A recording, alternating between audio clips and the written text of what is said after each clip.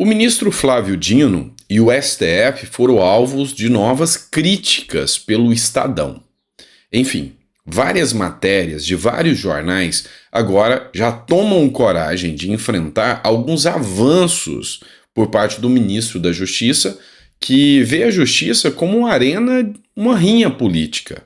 E a gente vai discutir isso aqui no nosso editorial e muitas outras pautas importantes que vão deixar você mais atento ao que acontece no nosso Brasil. Bora começar? Não esquece de se inscrever, curtir, compartilhar, é muito importante para o YouTube dar engajamento ao nosso canal. E se não é inscrito, dá uma força para a gente, beleza? Enfim, vamos começar com essa matéria. Nosso primeiro editorial, nossa primeira matéria do dia, trata de uma matéria publicada pelo Estadão. Eu sempre cito a fonte é o Estadão. Opinião do Estadão. Flávio Dino tem alimentado a impressão de que o judiciário é uma grande arena política. É preciso respeitar a inteligência dos cidadãos, sem interpretações oportunistas da lei. E a palavra que foi utilizada pelo Estadão não poderia ter sido mais oportuna. Oportunista é a frase que define bem a atuação em algumas medidas judiciais que nós estamos vendo hoje em relação principalmente a opositores do governo Lula, do governo atual. A imprudência do ministro da Justiça, o dever do Executivo Federal de trabalhar pela extensão e pacificação nacional envolve ativa e diretamente o Ministério da Justiça. Tem-se visto, no entanto, a situação oposta. Em vez de contribuir para uma compreensão mais serena e técnica dos temas envolvidos no Supremo Tribunal Federal, o ministro da Justiça tem contribuído para acentuar as tensões políticas. Palavras do Estadão.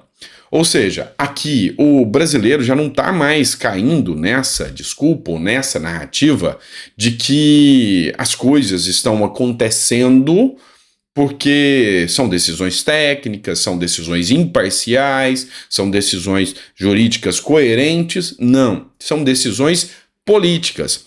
E tudo bem utilizar decisões políticas pelos políticos. Agora, utilizar o sistema de justiça brasileiro para tomar decisões políticas, eis que nós estamos diante de uma aversão à regra do direito. Ou seja, nós estamos totalmente errados aqui. Então, parabéns para a matéria do Estadão, que vem tomando coragem, que vem tomando, enfim, uma postura de entendimento de que o que é errado não deve ser feito.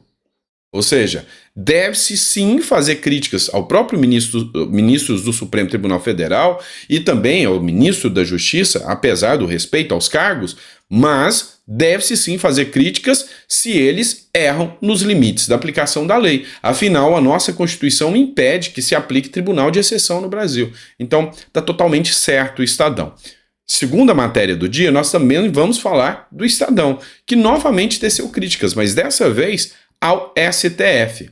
A matéria é do Estadão, eu sempre cito a fonte, o escritor é o Francisco Leal, o comentarista aqui, e o título: que o STF nos proteja do STF, se o caso do ataque a Moraes virar o jogo de 7 erros. O próprio Estadão aqui, a Band, a Poder 360, Metrópolis, já põe em xeque o assunto do caso Alexandre de Moraes, que fez busca e apreensão na casa do senhor Mantovani, que fez busca e apreensão nos celulares, e agora tem-se uma impressão muito grande que não foram ataques aos ministros do Supremo, foi um bate-boca, uma discussão. E nessa discussão, o poder do Estado foi aplicado aos opositores do ministro do Supremo, Alexandre de Moraes, e aplicaria-se a qualquer um. Abre aspas para falar palavras do Estadão. O mundo jurídico parece afundado em pontos de interrogação e de exclamação. O caso das agressões e hostilidades ao ministro do Supremo Tribunal Federal, Alexandre de Moraes, e seus familiares em solo estrangeiro, fez eclodir mais dúvidas do que certezas. A lista começa com a convicção de que nenhum ser humano pode ser tratado à base de impropérios e termina com indagações sobre até onde pode ir o Estado para proteger a todos nós. Ou seja, será que realmente o Estado está fazendo o papel de defesa da gente? Esse é o grande ponto, tá? E aqui ele ainda coloca, no caso do Alexandre de Moraes, dá-se a entender que é mais uma briga pessoal e o uso do Estado para blindar, não a população. E aí, depois disso, vem aquele pacote da democracia. Mas vocês perceberam que os jornais agora já não estão mais falando do caso? Foi um caso que tomou o noticiário durante uma semana. Uma semana foi parte do noticiário, mas de repente acabou o assunto.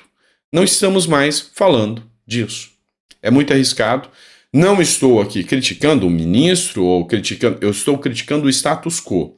O uso da máquina pública para defesa pessoal de membros, seja da Suprema Corte, seja de juízes, de políticos ou do próprio presidente, é errado. Vigora ainda no Brasil o princípio da impessoalidade. E aí nós não podemos ter semideuses aqui no Brasil. Esse é o ponto em que eu faço a crítica aqui. Vamos partir ao nosso terceiro editorial do dia. A fonte é Conexão Política. Ministros dão carona para esposas e integrantes do STF em voos da FAB. Uma série de reportagens vem trazendo o uso errado da máquina pública, inclusive voos da FAB, da Força Aérea Brasileira, para beneficiar ministros do governo Lula, beneficiar familiares do governo Lula, e aqui põe-se em xeque a matéria da conexão política, ministros do STF também se beneficiando com voos da FAB, bancados às custas do dinheiro do pagador de impostos, do dinheiro do povo. E aí é o ponto interessante que nós precisamos discutir aqui. Abre aspas para falas do Conexão Política. Desde o início do governo Luiz Inácio Lula da Silva, em ao menos 11 casos, ministros do governo e vice-presidente Geraldo Alckmin levaram suas esposas de carona em voos da FAB, Força Aérea Brasileira. De acordo com a reportagem advinda da Folha de São Paulo, as listas de passageiros das aeronaves incluem também o ministro da Fazenda Fernando Haddad, PT, que esteve acompanhado em ao menos 9 voos por sua esposa, a secretária de Informações e Saúde Digital do Ministério da Saúde, Ana Estela Haddad. Fecha aspas. O que a gente precisa entender aqui? Existe um decreto que está em vigor, que regulamenta o voo o uso dos aviões da FAB. Olha só, o decreto que está em vigor, que regulamenta o uso dos aviões da FAB por autoridades, determina que o avião só pode ser usado por motivos de trabalho. Ponto. Acabou. E que compete às autoridades solicitantes analisar a efetiva necessidade da utilização da aeronave do Comando da Aeronáutica em substituição a voos comerciais. A regra é o voo comercial. Somente por estrita necessidade e desde que guardado com interesse público, o avião da FAB pode ser utilizado. As denúncias são de que ministros do Lula estão utilizando para ir embora para casa no final de semana. Estão utilizando para viajar e cobrar diária e ganhar mais do que o seu próprio salário. O texto estabelece que a comitiva que acompanha a autoridade na aeronave do Comando da Aeronáutica terá estrita ligação com a agenda a ser cumprida, exceto, abre aspas, em casos de emergência médica ou de segurança, fecha aspas. E aí a gente começa a perceber, começa a analisar que, de uma vez por todas, o Estado como um todo, e isso é uma característica que já veio do primeiro governo Lula, do primeiro governo PT, de que o Estado passa a ser servo dos integrantes do poder. E isso está vedado na Constituição, está vedado nas leis, viola o princípio da moralidade, viola o princípio da impessoalidade, e quem paga toda essa conta somos nós. As viagens de Lula para o exterior têm custos exorbitantes, chegando viagens a custar quase R$1 milhão para ir passar 2, 3 dias numa agenda oficial e retornar. Ora, senhores, vamos ser sinceros, com o voo de um avião particular, Lula ficando na embaixada. E com a equipe de segurança, ou de comunicação no máximo, não há que se falar de um voo que custe mais de 100 mil reais. E é muito ainda.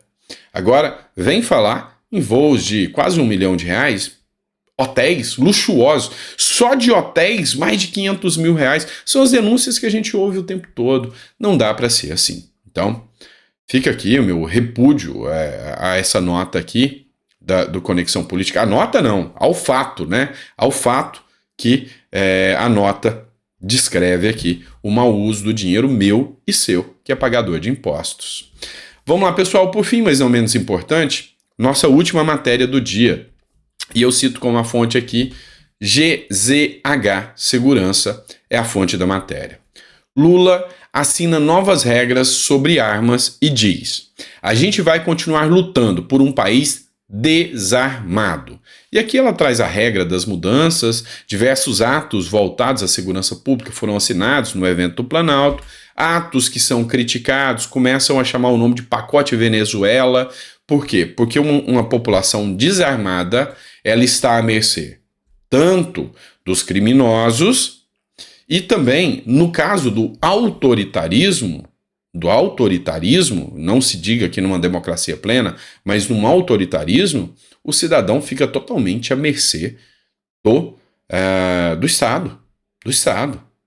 E aí, temos que rezar e pedir a Deus para estarmos numa democracia. Porque se a democracia se esvainece, o cidadão fica à míngua. É simples. Então, que a democracia seja realmente socorrida. O Leandro Huschel, que é um escritor, ele escreveu, até parafraseando uma frase do Cazuza, fui pleonástico, mas tá tudo bem. Colocando uma frase do Cazuza aqui, eu vejo o futuro repetir o passado. Notícia de junho de 2012, e agora a gente vê essa notícia se repetir em 2023. Todo mundo sabe como a história acabou. E ele cita uma matéria aqui que ele colocou do Globo, tá? Hugo Chávez defendeu o desarmamento dos civis na Venezuela. Venezuela proíbe venda de armas e munições à população. Essa matéria foi no dia 1º de junho de 2012.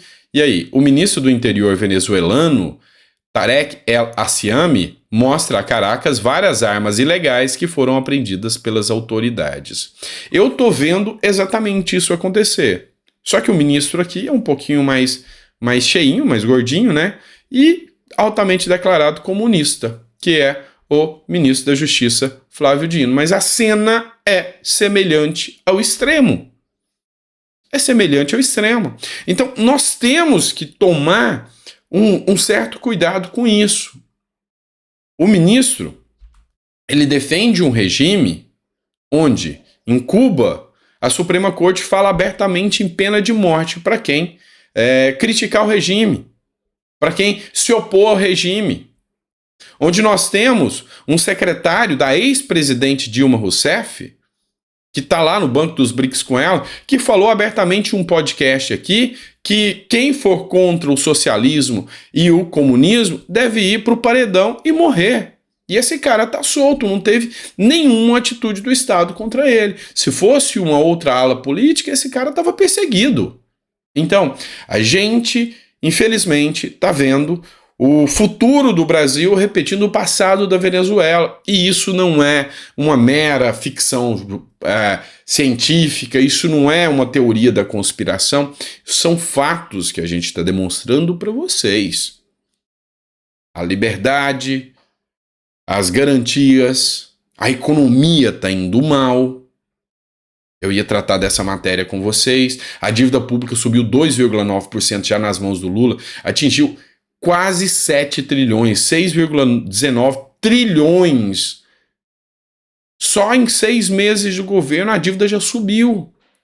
É o mesmo passo acontecido na Venezuela. Não vê que não quer. Ou quem está se beneficiando disso. Só assim, tá certo? Obrigado a todos. Espero que vocês tenham entendido aqui o motivo da nossa indignação, o motivo da gente questionar tanto tudo isso, mas, enfim, a democracia tem que ser plena. E eu vejo pessoas de esquerda ainda passando pano em pessoas que têm um alto poder de voz. E eu cito nomes, por exemplo, o Marco Antônio Villa, eu cito nomes como o pessoal da Globo, tá? Que estão deixando as coisas acontecerem. O Reinaldo Azevedo, não, mas tá tudo bem, senão o bolsonarismo volta. Meu Deus, esquece o bolsonarismo. Meu Deus, agora é para pensar no Brasil de agora. Agora é para pensar no Brasil que precisa de liberdade. Esse é o país que nós precisamos. Esse é o país que tem que ter liberdade, que tem que respeitar as leis, que tem que respeitar as constituições. E mais cedo ou mais tarde, esses jornalistas que hoje estão fazendo isso vão ser os perseguidos de amanhã. A não ser que vão ficar passando pano para o resto da vida. Vão ser meros ventrílocos do governo. Aí a coisa fica mais complexa, né? Obrigado, pessoal. Muito obrigado por ter ficado até o final do vídeo. É sempre um prazer estar aqui com você. As exposições que a gente traz aqui para você são exposições sérias.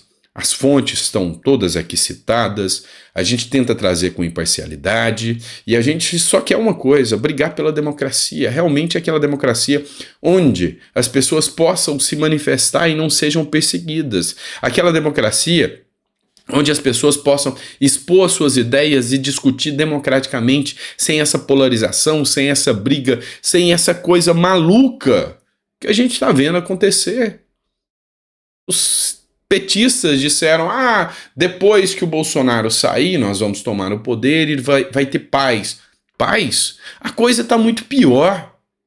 Está muito pior. A polarização é extrema. Se você olhar os comentários desses jornais de esquerda, os comentários são de ódio, são comentários estritamente com teor que você pode falar, cara, isso aqui é o fascismo. Ou seja, pregando exterminação de opositores. Isso não dá para ser assim. O nosso Brasil não merece isso. O nosso Brasil merece ter uma tranquilidade, um país de natureza exuberante, de povo bonito, povo batalhador, trabalhador, mas a gente envolto nessa polarização política, onde nós vamos chegar?